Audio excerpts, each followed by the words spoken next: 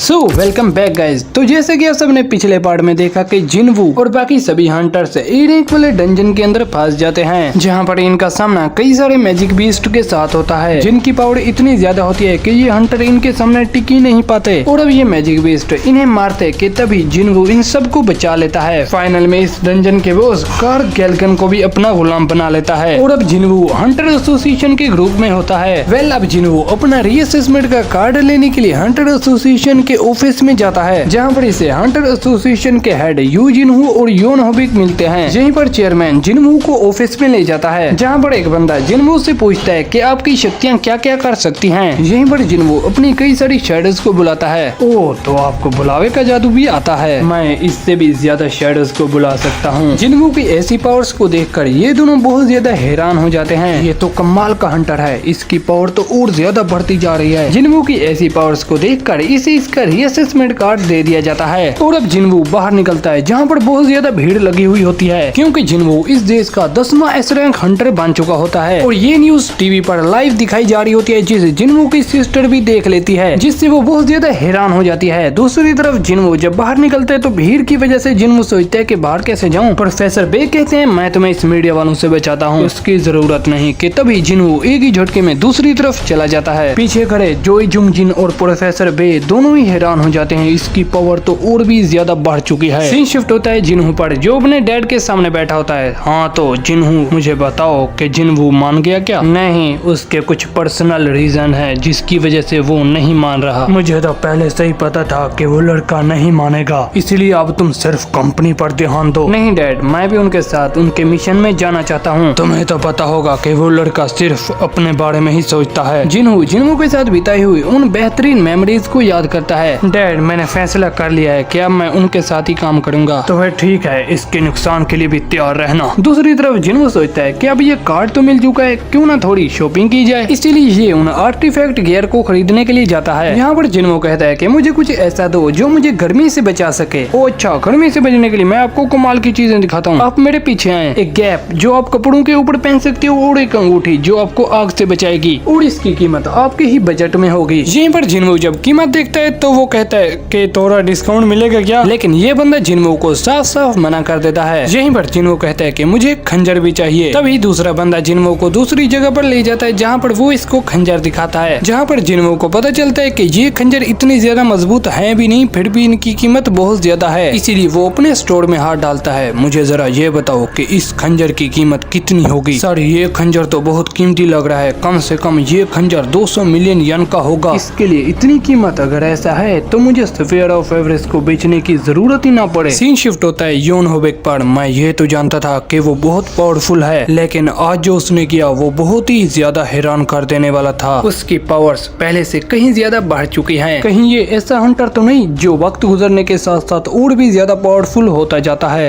अब अगले दिन जिनवू पर जिनवू की बहन बहुत ज्यादा गुस्सा करने लग जाती है। तुम्हारी वजह से मुझे मीडिया ने तंग करके रखा हुआ है। अरे मुझे क्या पता था कि ये सब कुछ मीडिया वाले जान लेंगे। वैसे भी मैं कुछ दिनों के लिए बाहर जा रहा हूँ। क्या अभी तो आए थे तुम? हाँ, बहुत जरूरी काम है, इसीलिए मुझे जाना ही होगा। कि तभी यहाँ पर जिनहू भी आ जाता है और मैं इसके साथ जा रहा हूँ। अब ये दोनों रात को सो जाते हैं। जिनहू अपने कई सारे शैडोज को बुलाता है और वो इन्हें निगरानी पर लगा देता है। मीडिया की वजह से अब ये घर सेफ नहीं, इसलिए तुम सबको इस घर की रखवाली करनी होगी, साथ ही मेरी बहन जिना की भी। अब ये सभी शैडोज काम पे लग जाते हैं। अब अगले दिन जिनहू को छोड़ने के लिए जा रहा होता है। तो बताओ जिनहू, तुमने अपना घर क्यों छोड़ दिया? इससे पहले कि वो मुझे निकालते हैं, मैंने खुद ही अपना घर छोड़ दिया। और हाँ, तुम्हारा शुक्रिया कि तुमने मुझे अपने घर में रहने दिया। और तुमने बताया नहीं कि तुम अपने कौन से जरूरी काम के लिए जा रहे हो? हाँ, मुझे डीएस टावर में जाना है, जहाँ पर मुझे ट्रेनिंग करनी है। क्या तुम और भी ज्यादा ताकतवर बनना चाहते हो एस रैंक मिलने के बावजूद भी? हाँ, शायद ऐसा ही है। अब जिनवू डीएस टावर के पास पहुँच जाता है। अब जिनवू पानी से बनी हुई अंगूठी और हवा से बने हुए केव दोनों को ही पहन लेता है, जिससे उसे गर्मी नहीं लगेगी। बस इतना ही।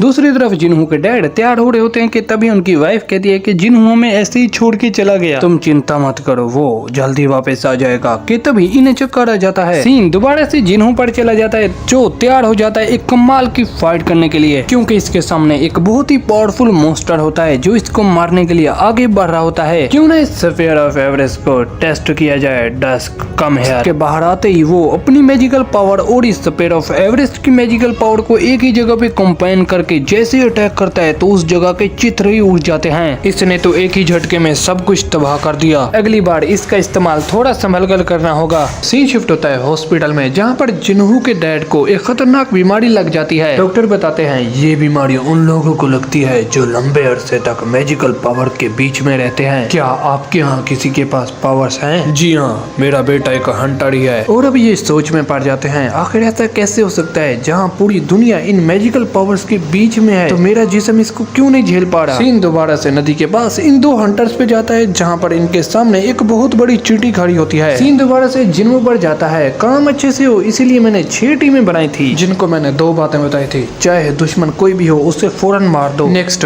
एग्री पोमेंट मिलते ही मुझे फौरन खबर करो। आज 2 दिन हो चुके हैं और हम सिर्फ 80 फ्लोर पर हैं, यानी आगे बढ़ने की स्पीड कम हो चुकी है। पर ऐसा कैसे हो सकता है? तभी जिन्हो को पता चलता है कि उसके शैडोज को कोई मार रहा है, इसीलिए वो वहाँ पर पहुँच जाता है। जिन्हो को पता चलता है कि उसकी 2 टीमें खत्म हो चुकी हैं और अब जिन्हो समझ जाता है कि उसकी टीम थर्ड भी खतरे में है। और अब इन शैडोज के सामने 3 वॉरियर खड़े होते हैं जो सीधे ही इन पे टूट पड़ते हैं। वो इन शैडोज को बड़े ही गंदे तरीके से मारने लग जाते हैं। फिर इनकी नजर जैसे ही जिन्हो पे पड़ती है तो ये इस पर भी अटैक करने की कोशिश करते हैं, लेकिन भाई अपना जिन्हो कुछ ही देर में इनका सफाया कर देता है। काफी टाइम से मैं ये सोच रहा था, क्या मैजिक बीस्ट को भी डर लगता है?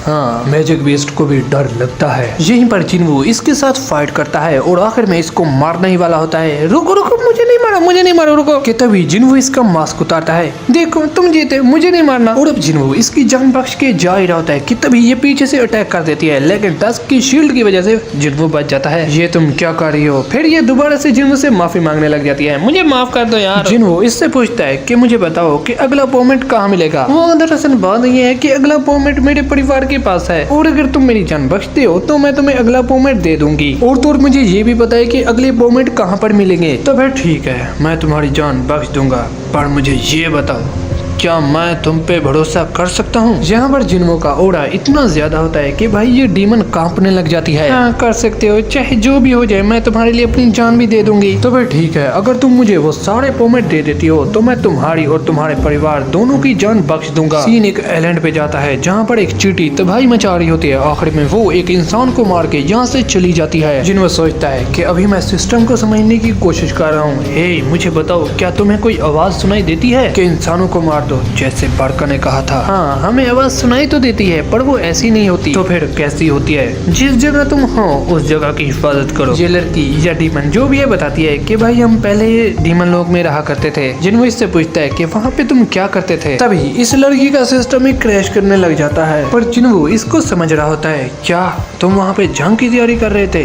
किसके साथ? ऐसा कहते ये लड़की बेहोश हो जाती है। दूसरी तरफ सीसीटीवी इमेज में शहर के अंदर मचाएगी तबाही और 294 लोगों की डेथ के बारे में बात की जा रही होती है। हमने इस आइलैंड पर 100 से भी ज्यादा हंटर्स की ड्यूटी लगाई थी, जिनमें 4 ई रैंक, 1 सी रैंक और 1 बी रैंक शहीद हो गए। कोकानी सर कहते हैं इतना सब कुछ किया और वो भी सिर्फ एक अकेली चींटी ने। ये हमला तो जीजू आइलैंड से 120 किलोमीटर दूर पे हुआ। अगर इन चींटियों ने उड़ने में और महारत हासिल कर ली तो ये शहर के अंदर घुसकर भी लोगों को मार सकती हैं। सुनो, जापान के हंटर्स के साथ फौरन कांटेक्ट करो और बाकी सभी देशों को भी इतला कर दो। मैं हंटर एसोसिएशन का चेयरमैन होने के नाते जीजू आइलैंड पर चौथी बार हमला करने का हुक्म देता हूँ। सीन दोबारा से जिन्हो पर जाता है, जहाँ पर ये लड़की इसका शुक्रिया अदा करती है। वैसे तुम्हें मेरी इतनी फिक्र है, इसके लिए शुक्रिया, कोई बात नहीं। वैसे तुम ये बताओ कि अगला पोमेट कहाँ पे मिलेगा? अरे हम पहुँच गए, वो रहा जीरो परिवार का किला, जहाँ पर तुम्हें तुम्हारा अगला पोमेट मिलेगा। बेवकूफ, तुम किसको लेके आ गई हो? हाँ, क्या हुआ डैड? लगता है कि तुमने इसको ध्यान से नहीं देखा। तभी हम जिन्हो के पीछे कई सारी शैडोज को फील करते हैं कि तभी ये सब जिन्हो को घेर लेते हैं। देखो, मैं तुम लोगों से लड़ना नहीं चाहता, मुझे मेरा एग्री पोमेट दे दो और मैं यहाँ से चला जाऊंगा। ये सुनते ही इसे जिन्हो की पावर का एहसास हो जाता है, इसलिए ये जिन्हो को एग्री पोमेट दे देता है। मुझे नहीं पता कि तुम इस एग्री पोमेट का क्या करोगे, पर अभी तुम यहाँ से जाओ। हाँ, चला जाऊंगा, पर अभी मुझे ये लड़की उधार चाहिए। क्या?